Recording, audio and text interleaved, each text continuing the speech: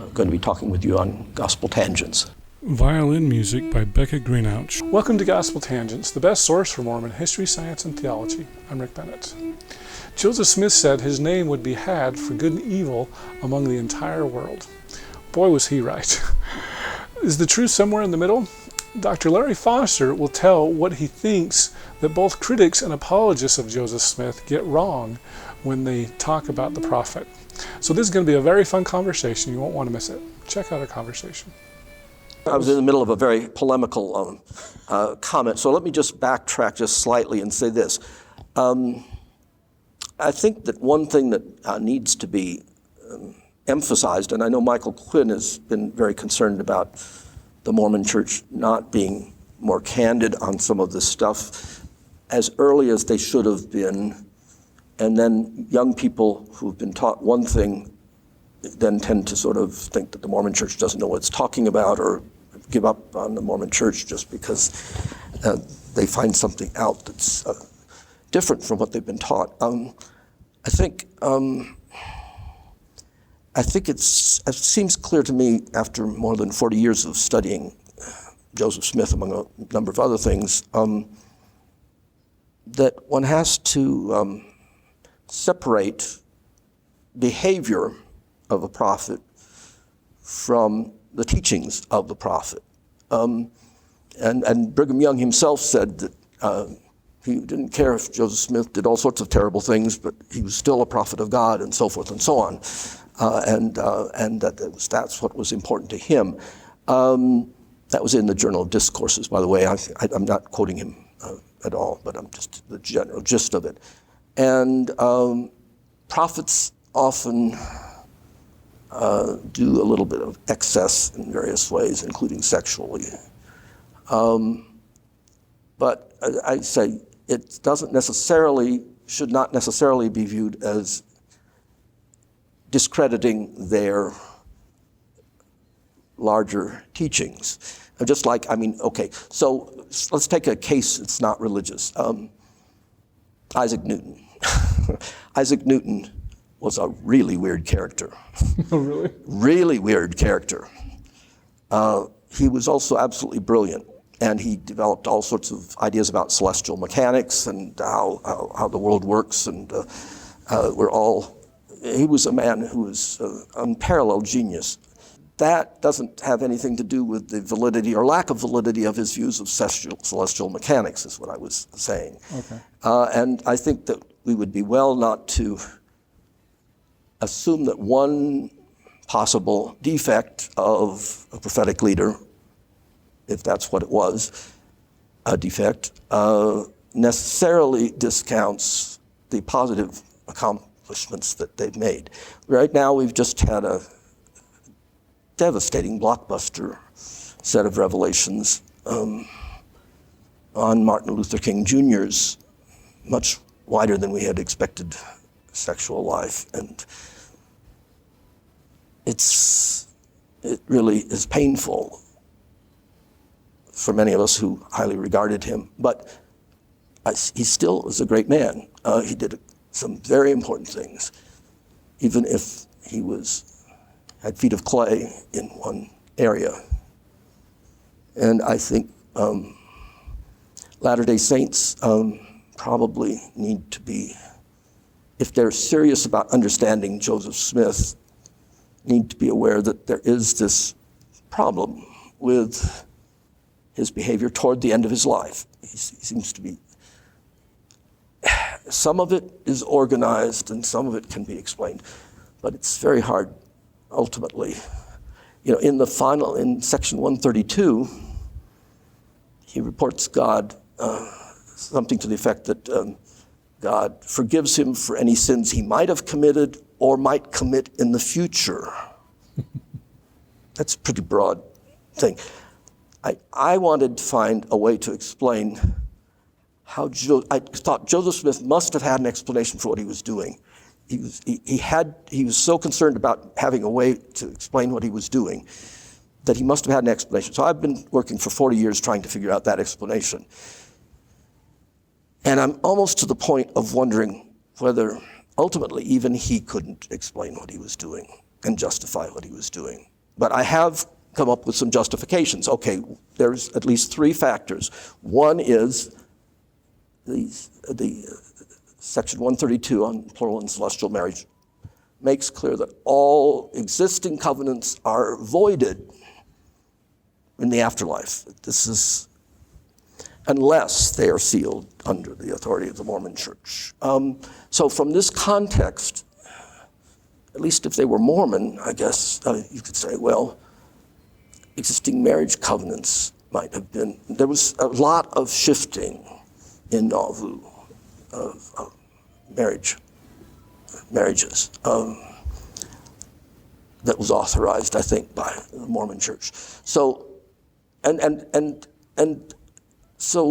related to that is the argument that there's a speech from Brigham Young in about 1860, I think, maybe it was the late 50s, early 60s, where he says that if a woman wanted to move up in the hierarchy, she could move up in the hierarchy if it was all right with her first husband and with the person she wanted to move up into the hierarchy to without getting a divorce. That would be really? Yes. So that would help to explain some of the cases maybe that Brian Hales thinks were sequential. That is, for example,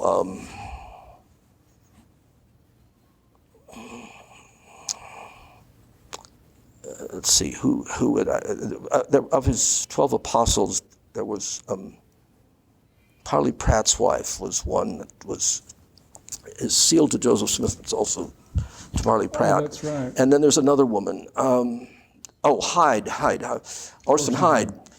Orson Hyde's wife seems to be sealed to Joseph Smith for eternity, and Hyde was away on a mission at that point in the Holy Land for a long time, and apparently didn't know about it in advance and was very upset.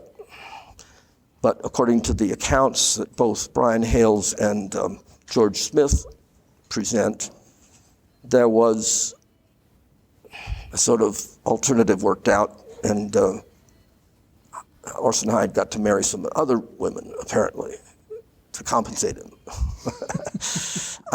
Maybe. Look, there's so many different arguments about these things when they've gotten, it's just that you cannot positively say what the evidence shows. But it does seem, Brian Hales even seems to think that this was a case of a sequential thing where she went to Joseph Smith officially.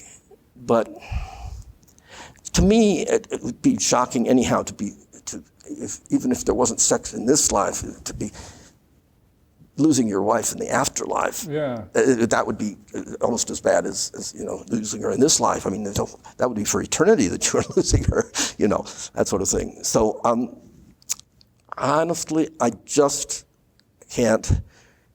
I'm working on an attempt to present the best argument I can. The problem with Michael Quinn's work is he doesn't give explanations for it. He just says what he thinks happens, and he's very good on that. But we have to go beyond that. So, for example, Michael Quinn wrote an excellent piece on the succession crisis and the claimants for the succession, 6 or so major claimants for the succession after Joseph Smith's death. And he's absolutely correct on this. But he doesn't make the larger connection, which is this is almost every possible type of succession scenario you can imagine for any prophet. So there's the family successor, there's the charismatic successor, there's the institutional successor, there's a variety of different things. If it was put in that larger theoretical framework, then you'd see that it all makes sense in a larger context than just as a series of bits of information that are connected with a brilliant reconstruction of what. And I'm trying to do that with his work on Joseph Smith's sexual practices, so that it could be absorbed by reasonably open Latter-day Saints without causing vast amounts of psychic distress. But it's a tough topic. it's a very tough topic, and I don't, I think Gary Bergero is another very sharp guy, unbelievably knowledgeable on all of this. And his book on the conflict in the quorum about the relationships between Brigham Young, Orson Pratt, and Joseph Smith, it's masterful. And it's over polygamy. A lot of it's over polygamy and differences of that sort. But so even Joseph Smith's closest followers had some difficulty with his behavior, but they were loyal enough that they stuck with him. Other people went the other direction. William Law was convinced that William Law tried in January of 1841, according to his account. He begged Joseph Smith to give up polygamy. That was the only thing he had against Joseph Smith, was polygamy. And Joseph Smith refused to do it. And that was when he was kicked out of the first presidency, and by March was working on organizing a counter-Mormon group within the church that eventually led to the printing of the Expositor newspaper and the suppression of the Expositor newspaper, which led to Joseph Smith being arrested and then murdered in Carthage along with his brother Hiram. But that was the only thing. It was the most disruptive aspect of Joseph Smith's experience, and it was really hard for even the people who stayed loyal to him. We know for a fact that he asked several of his followers to give him their wives. Or daughters. Or daughters. Daughters after that, after first wives. And then in the cases we know about, he said, no, I wasn't really wanting her. I was just testing your total loyalty to me. That's a real hard test of total loyalty, and I think that's not a very diplomatic one, if I were doing that. Orson Pratt was convinced that Joseph Smith had propositioned his wife, and he was so distressed that they were afraid that he might have gone down to the river and to commit suicide, and they sent out a search party after him. When Joseph Smith was asking for sort of acknowledgement by his followers that he was behaving properly, do you know anything improper that I've done? Orson Pratt would not say that, yes, on that. So he was desperate to get him to say. So he said, do you personally know? I said, no, not personally. But that's, it's very hard stuff. But I do think that we can't judge people on just one part of their career. But my personal view is that he probably did engage in behavior that even he could not justify. And he was a very smart man, very smart man. I was convinced he could justify it somehow, but the more I get into it, I'm not sure.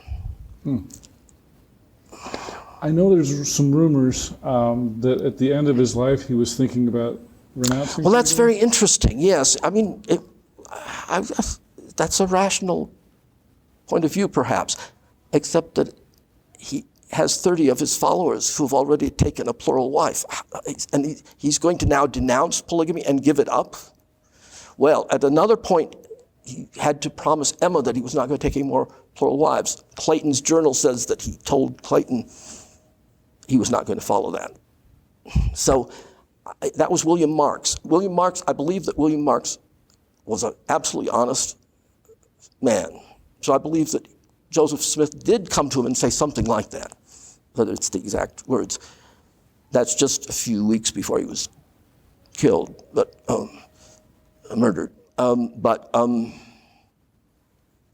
But whether that was just to try and calm things down and buy a little time, there's an interesting comment that's quoted in Linda King Newell and Val Avery and Linda King Newell's Mormon Enigma of a man who claimed to have overheard a discussion of this issue in one of the meetings, and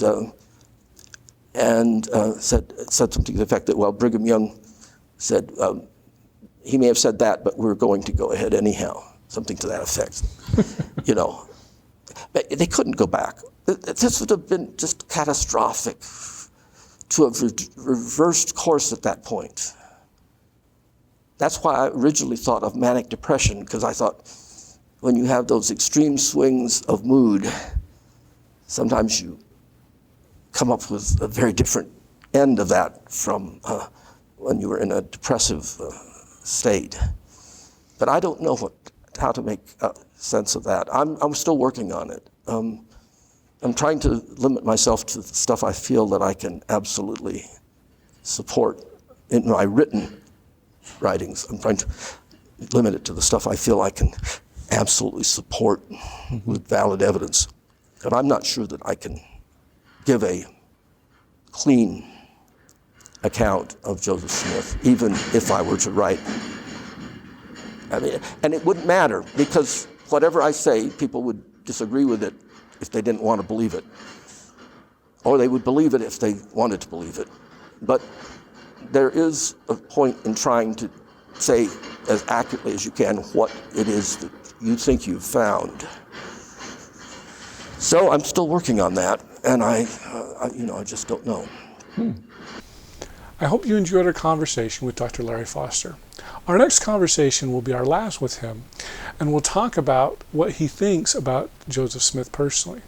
So if you want to find out what Dr. Foster thinks, please sign up for our free newsletter at gospeltangents.com/newsletter, and I will send you a secret link that will help you to find out what Dr. Foster thinks of Joseph Smith. And so I think there's something that's very special about Joseph Smith, and there's also some stuff about him that looks like he's manipulative and so forth. So I argue that he was genuinely committed to his religious beliefs and ideals, but that he was also willing to cut corners and even lie or make false statements in order to try to accomplish his goals. If you'd like to hear the entire interview uncut, please support Gospel Tangents and become a subscriber. For just $5 a month, go to patreon.com/gospeltangents, and you can hear the entire interview.